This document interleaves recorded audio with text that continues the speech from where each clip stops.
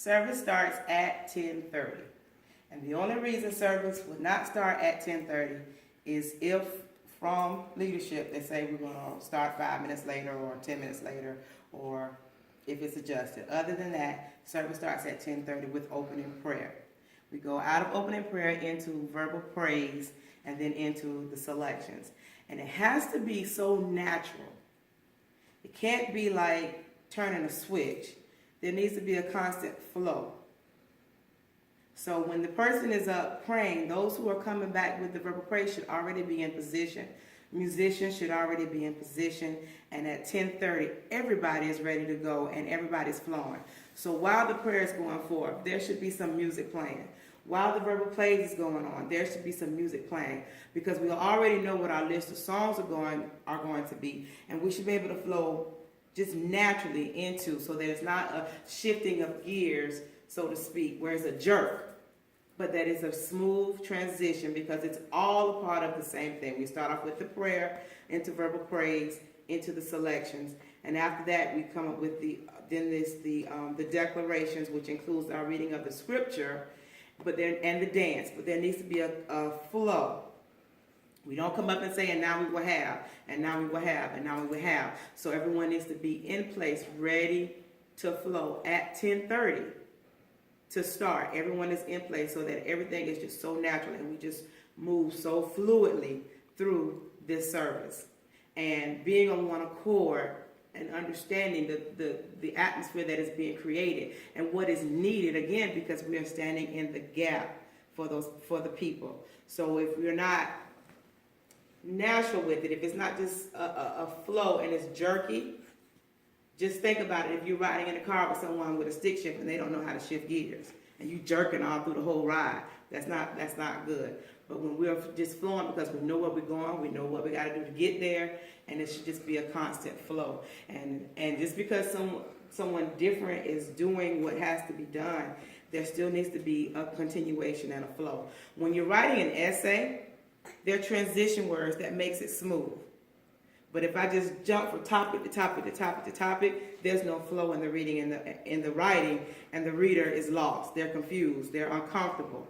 And it shouldn't be like that with our worship service. There needs to be transitions, but it's still the same paper. It's still the same service. So we're still going through, and there needs to be transitions.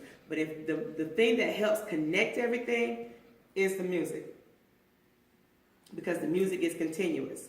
And even though something may change and the music may change, but it doesn't stop. One thing I remember is with you coming up, going to a workshop, and one thing Twinkie Clark said is that the musician should be able to just go right in. If the keys change, the musician should be able to change with it. The tempos, the musician should be able to change with it. But if we're playing and things have to shift, there are transitions that a musician is able to do that keeps the flow.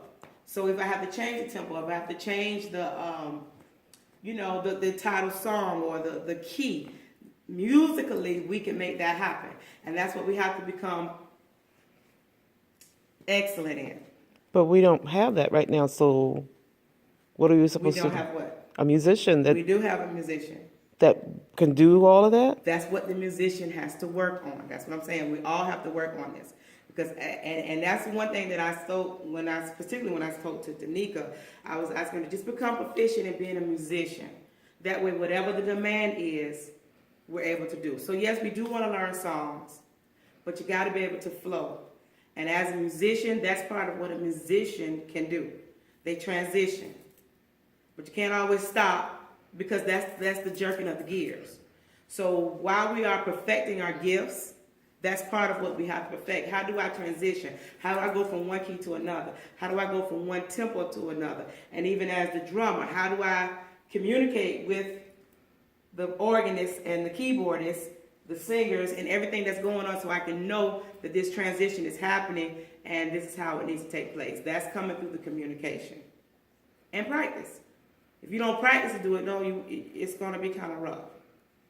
But a proficient musician can do it. And it won't be the jerking of gears. It's just a smooth transition. There's a way to do it. And if you don't know how to do it, now's the time to either link up with some musicians who can, go to YouTube, watch some videos to see how people are doing those things, because it's possible and it can be done, but we have to learn how to do it if that's not what we already know how to do. Practice. You have to practice. So, even with coming up to connect what just happened to what needs to happen, there's a way to make that transition that is just a smooth move over, not a stop and start. So that's what a moderator does. They have to connect the last act to the next act. They get up and they talk and they do things to bring the connection. And now we're going on too, but it's something that they say in between. It's not just, we got this, we got this, we got this. A good MC connects the things, and they bring the audience in so you don't get lost in the transition. And that's what we have to do as being up in front of people. We have to make the connection good. So what helps is when we know what songs we're singing, when we know what the focus is of the service. So if the focus is high praise, then the songs ought to represent high praise. The dance should represent high praise. The scripture should support high praise. The prayer should be supporting high praise, because we know that's the focus. But if we don't have a set focus, if we know what songs the praises are going to sing, then you already know, okay, this is what the dance is. Or if we know what the dancers are going to say, then I know what songs I need to add to build up on that. So that goes back to our communication with knowing what's your plans for the service. It seems like a lot of responsibility on the musician, based on what you're saying. And so our musicians for this church right now are Tavares and Danica. I mean, that's a lot of responsibility to take on that if they're not. I mean, how do we know that we're to that place? Are we just constantly working towards that? That's what the expectation is, that they should be working towards. If they're not there now, they have to work towards that. When you are a church musician, you can't just learn songs and that's it. If you are the band for the club, you can't just learn songs.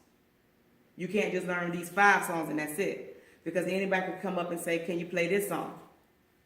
So it's perfecting your gift and not limiting yourself, but realizing I've got to be able to do more. I've got to be flexible. Because the bottom line is, you can come up with your list of this is A, B, C, D.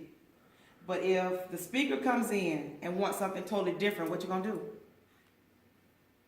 You can't say, well, I don't know how to do that, so that's a wrap. No, a musician is going to figure out, even if right now while we're going through it, I'm working on it.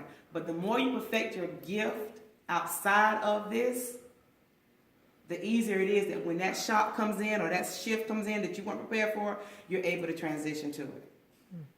And I know this from working with so many different musicians.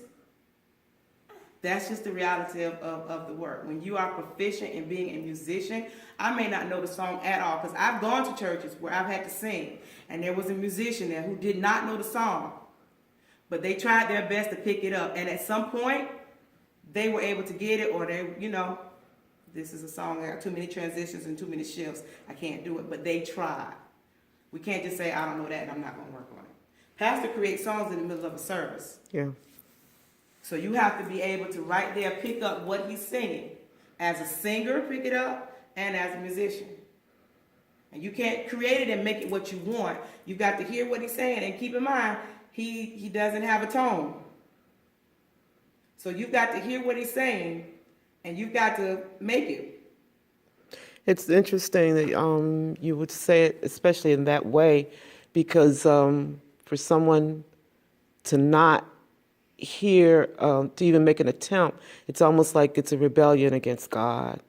Because if God is changing things, it's not, apostle who you're saying, well, it's a rap, I don't have it. You're telling God, it's a rap, I don't have it. And I'm not even going to try. So it's kind of sad that you would build a relationship like that with God, that you would tell God, it's a rap, I don't have it. And that's the part that's missing, is to realize that what you're saying is a rebellion against what God is saying. And actually, I was going to take all of this back to the prayer point, that first part. Every rebellious and stubborn spirit, because it can trickle in so subtly. Like, you don't see it as that. I don't see it as rebellion. I don't see it as stubbornness. I don't get it. I don't hear what he's saying. I don't understand. I don't know this song. I've never heard this before. But there should be an urgency to pick it up quickly. If I got to be writing it down real quick, remember, because of the different phrases, okay? There has to be an urgency. And even from the sound system to understand, we need to record now. Because if this comes back up again, we have it. And not to just leave it at that was a one service thing and that's a wrap. But even let's go back and let's listen to that. What was that? Because it may have been all over the place. How do we streamline it and make it into something solid? Jesus. So it's got to be, again, because remember, we're standing in the gap. And the reason why that song was put in the atmosphere was because there was something for the people. Something that will get them to where God needed them to be. But if we are stumped by it because it's not something we know, I don't know how to sing it, I don't know how to play it, and God forbid that both happen at the same time where the musician can't play it and the singer can't sing it, that's a problem. So it doesn't say that won't happen. Because if I can't play it and I've tried and I can't play it, me trying to play it is more of a distraction than anything else. One thing you can do, cut my sound so I can hear it while I'm learning how to play it. But it just say, that's rap. I can't catch that. That's not good, because you're here for a reason. You have a job to do. And that's just part of the task. If I go into a classroom with a lot of behavior issues, a lot of learning disabilities, no structure, no lesson plans, it doesn't matter. I'm the teacher in that class, and I've got to make it work. I've got to use my skill set and teach these students. Make this a learning environment for all of these kids, okay? So I can't just say, you know what? Y'all didn't give me a lesson plan. This group don't want to act right. This group over here, they don't even want to be here. I can't do that. I have a class full of kids, and my job is to educate them. So if I don't have anything written, I need to find something that I can do with these kids. But what happens as a good teacher is you always have a go-to plan. If I can't teach nothing else, I can teach subject and verb agreement. So if I have no lesson plans, we're going to talk about subject. We're going to talk about figurative language. Because I can do that. I've got that in my, and guess what? I got my phone. We got the computers. Pull this up because I've practiced this. Preachers, when you get called up to preach, you may find out 5 minutes before you got to get up there, you got the word today. But because this is who you are, you got the word. Now, it might be difficult if they say you got the word on strength today. But that's not what you've been teaching on. But guess what? You know something about strength. So you can get up there and you can get the scriptures and you can do what you need to do to preach about strength. But if they say you got the word, you can say, you know what, I wasn't prepared to speak today and I can't do that. No, we're always supposed to be ready.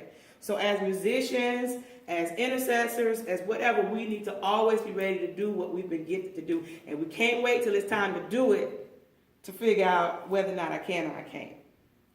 If you get called up to sing a song, you should always have a song in your heart because you're a singer. Now, it might not be the one they wanted, but they called you up at the last minute and say, I want you to sing. Because that's what we do. We sing.